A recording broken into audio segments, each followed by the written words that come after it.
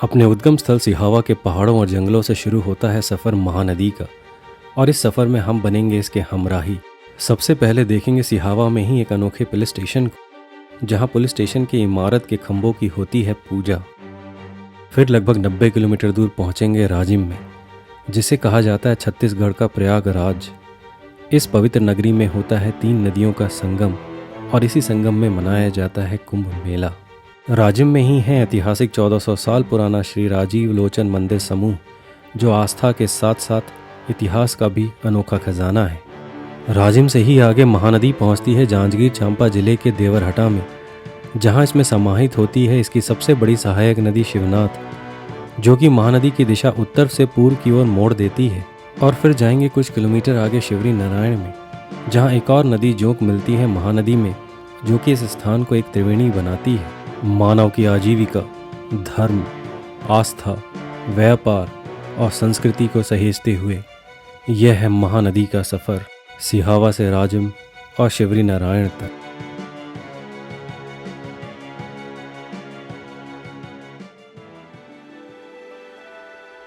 पिछले एपिसोड में हमने आपको महानदी के उद्गम स्थान के बारे में बताया था, जो कि सिहावा में है। सिहावा से उद्गम होने के पश्चात महानदी सागर में मिलने से पहले लगभग 900 किलोमीटर का सफ़र पूरा करती है। आज के एपिसोड में हम महानदी के शुरुआती सफ़र में उसके हमराही बनेंगे और महानदी की आंखों से देखेंगे उसकी यात्रा को। सबसे पहले महानदी जिस धरा पर उतरती है वह है सिहावा, जो कि धमतरी जिले में एक छोटा सा गांव है। और यहीं मौजूद है एक पुलिस स्टेशन, जो कि अनोखा और ऐतिहासिक है।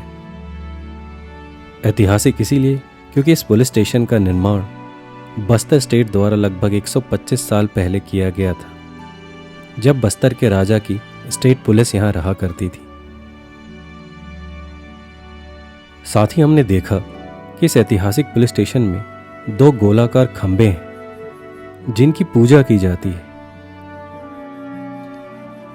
जब हमने इसके बारे में पूछा तो हमें पता चला कि यह पुराने बस्तर राज्य के समय से है, जब यह एक आउटपोस्ट हुआ करता था, और उसी समय इन खंभों का निर्माण किया गया था। यहाँ के लोगों का मानना है कि इन 2 खंभों ने इस पूरे एरिया का भार अपने ऊपर उठा रखा है, और इस क्षेत्र को यह सुरक्षा प्रदान करते हैं। और पुलिस स्टेशन के अंदर भी इसे एक दिव्य स्थान की तरह सहेज कर रखा जाता है। तो आप जब भी सिहावा आएं महानदी के उद्गम को देखने के लिए, तो वहीं श्रृंगी आश्रम के नीचे बने इस पुलिस स्टेशन को भी आप देख सकते हैं।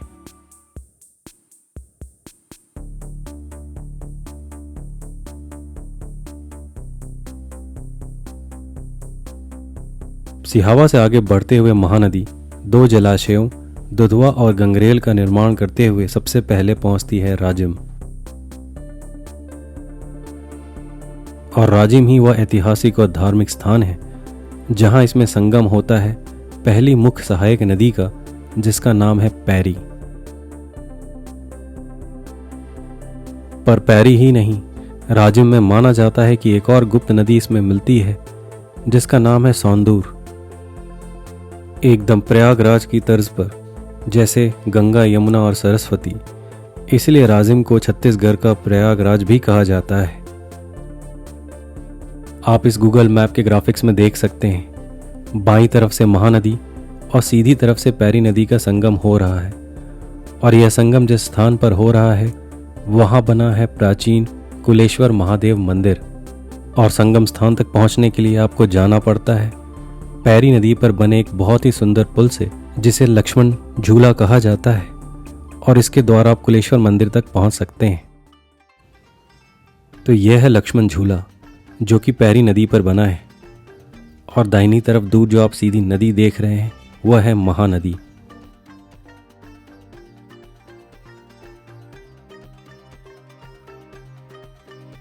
लक्ष्मण झूला पुल मार्च 2022 में बनकर तैयार हुआ था, जो कि राजीव लोचन मंदिर को जोड़ता है कुलेश्वर मंदिर से, जहां त्रिवेणी संगम है।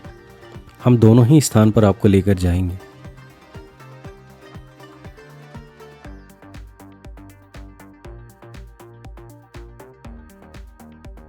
लक्ष्मण झूला पुल की लंबाई लगभग 610 मीटर है, मतलब आधे किलोमीटर से भी ज़्यादा। इसलिए यह काफ़ी लंबा है और इसकी बनावट भी बहुत सुंदर है। रात के समय आकर्षक लाइटिंग की वजह से ये और सुंदर प्रतीत होता है।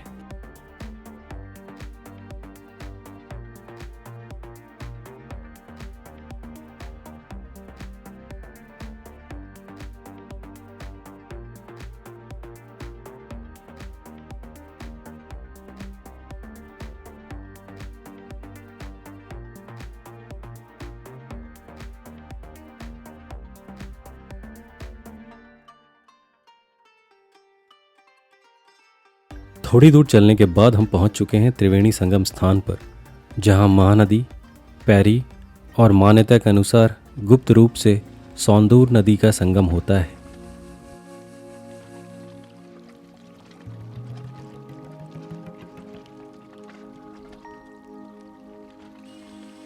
त्रिवेणी संगम हिंदू आस्था के अनुसार बहुत पवित्र माना जाता है और लोक कथा के अनुसार इसी स्थान पर सीता जी ने राम जी के साथ वनवास के समय रेत से एक शिवलिंग बनाया था और उसकी यहाँ पूजा की थी, जिसे कुलेश्वर महादेव मंदिर कहा जाता है। चलिए त्रिवेणी पर बने इस मंदिर पर आपको लेकर चलते हैं।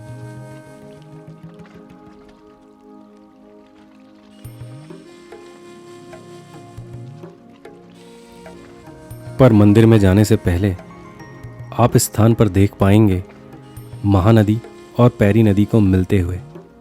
अगर आप ध्यान से देखें तो जो पानी थोड़ा ज़्यादा साफ दिख रहा है वह है महानदी का पानी, और मिट्टी के रंग से मिलता हुआ जो पानी दिख रहा है वह है पैरी नदी का पानी, और यह है संगम स्थल।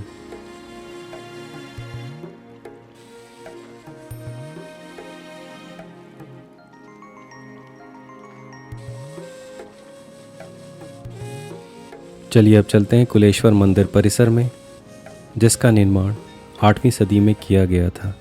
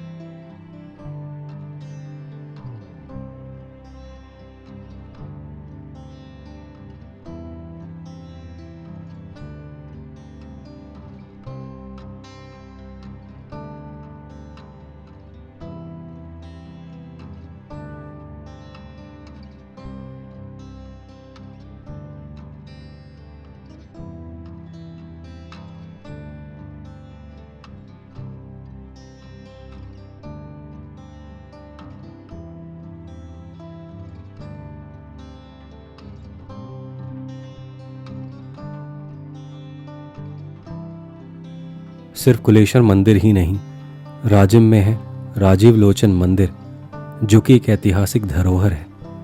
उसके लिए हमें वापस लक्ष्मण झूले से पैरी नदी के उस पार जाना पड़ेगा जहां से हम आए थे। यह है राजीव लोचन मंदिर परिसर, जहां मुख्य पूजे जाने वाले भगवान श्री विष्णु जी हैं। मंदिर के भीतर 2 शिलालेख हैं। पहले शिलालेख में लिखा है कि इसका निर्माण नल वंश के विलास तुंगा ने करवाया था, पर शिलालेख पर कोई तारीख अंकित नहीं है। पुरालेखों के आधार पर इसे 8वीं शताब्दी का माना जाता है। 1145 ईस्वी का दूसरा शिलालेख है। इस शिलालेख में पौराणिक राजा जगतपाल द्वारा निर्मित मंदिर का उल्लेख किया गया है। यह मंदिर पंचयतन शैली का है, जिसके परिसर के 4 कोनों में 4 सहायक मंदिर हैं। ये विष्णु जी के 4 स्वरूप हैं, नरसिंह, वामन, वराह और बद्रीनाथ।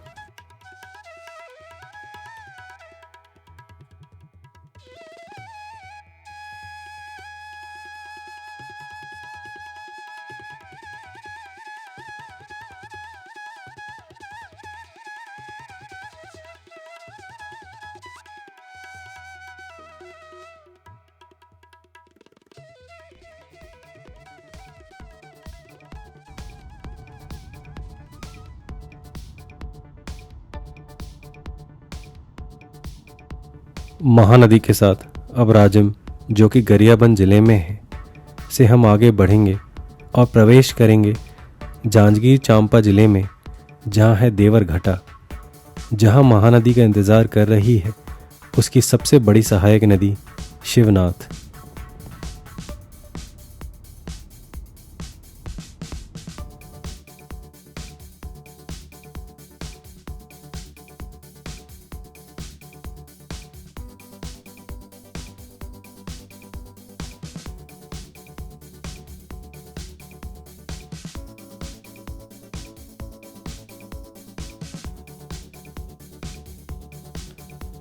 राजिम से देवरघटा लगभग 135 किलोमीटर है और वहाँ पहुँचने में लगभग 3 घंटे का समय लगता है।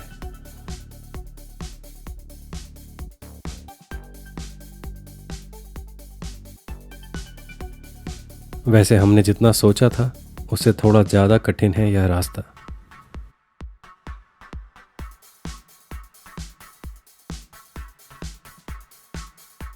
अंदरूनी इलाकों में सड़क बहुत अच्छी नहीं है और बरसात की वजह से इनकी स्थिति और ख़राब है।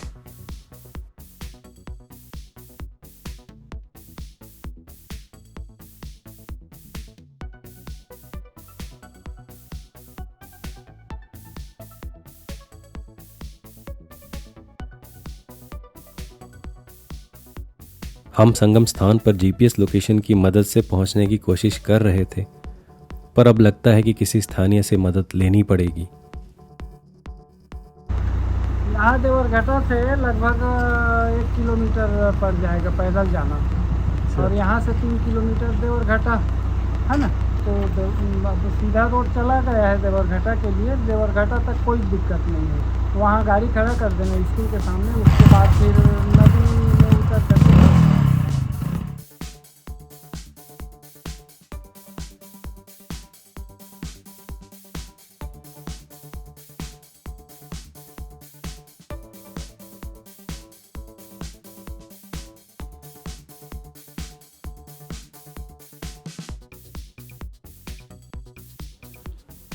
आखिरकार हम देवरघटा पहुंच गए और यहाँ हमें अपनी गाड़ी रखकर संगम स्थान तक पैदल जाना पड़ेगा।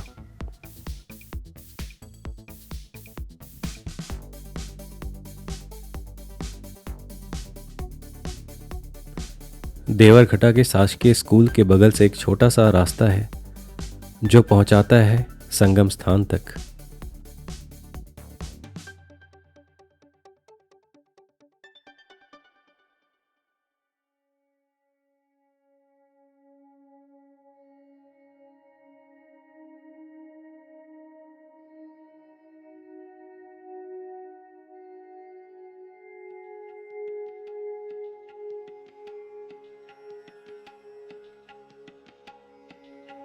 अभी आप जो सामने नदी देख रहे हैं वह है शिवनाथ नदी।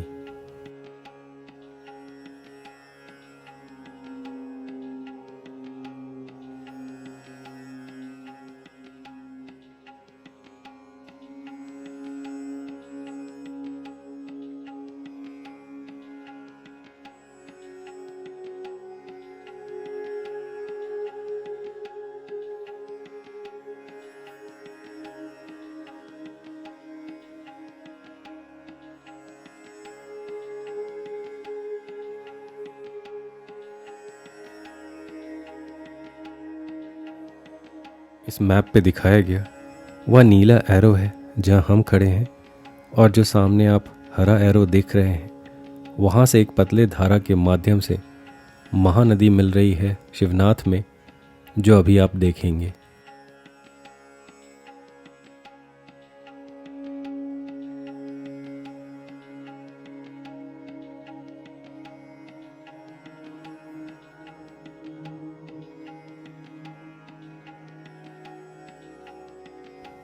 महानदी की सबसे बड़ी सहायक नदी शिवनाथ का उद्गम महाराष्ट्र और छत्तीसगढ़ की सीमा के पास पना बरस पहाड़ियों से होता है और लगभग 300 किलोमीटर का सफ़र पूरा करने के बाद यह नदी यहाँ पर महानदी में मिल जाती है।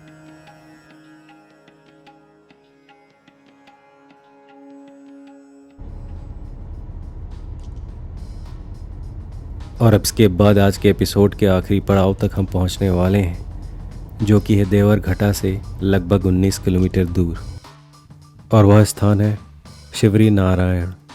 और वहाँ एक और नदी जोक मिलती है महानदी में।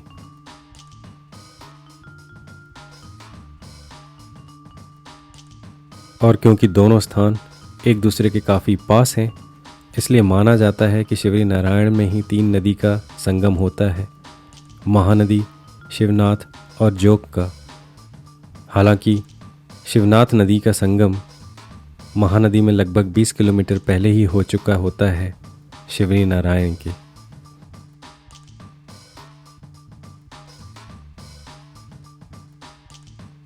लोक कथा के अनुसार श्री राम ने अपने वनवास के 14 सालों की शुरुआत बस्तर से ही की थी और 14 में से 10 साल छत्तीसगढ़ के अलग अलग इलाकों में ही बिताया था।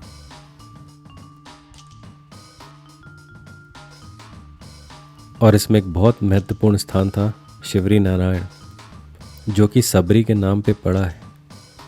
ये वही सबरी हैं जिनको श्री राम ने दर्शन दिया था और उनके यहाँ जूठे बेर खाए थे, इसलिए इस स्थान का बहुत धार्मिक महत्व है।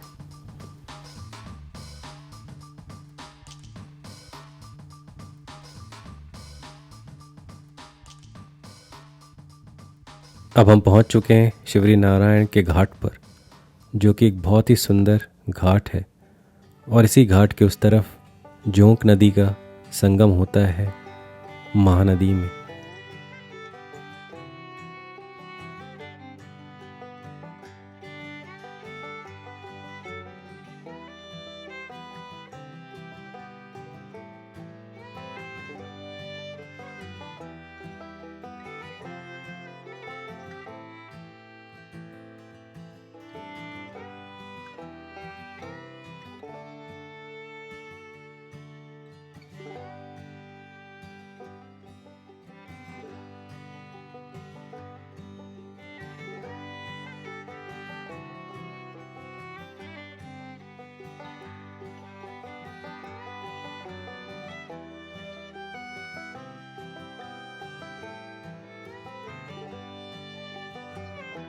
आप देख सकते हैं वह दूर जोंक नदी मिल रही है महानदी में और वहाँ हो रहा है इन दो नदियों का संगम।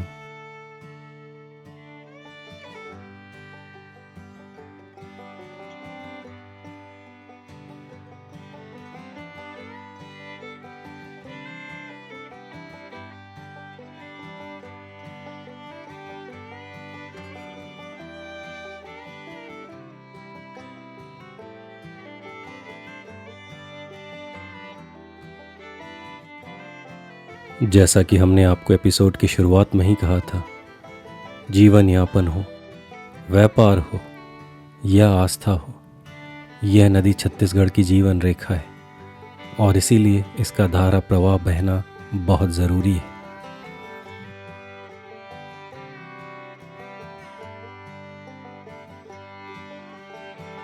इसी के साथ आपसे विदा लेते हैं, इस वादे के साथ कि अगले हफ्ते आपसे फिर मुलाकात होगी। तब तक के लिए नमस्कार।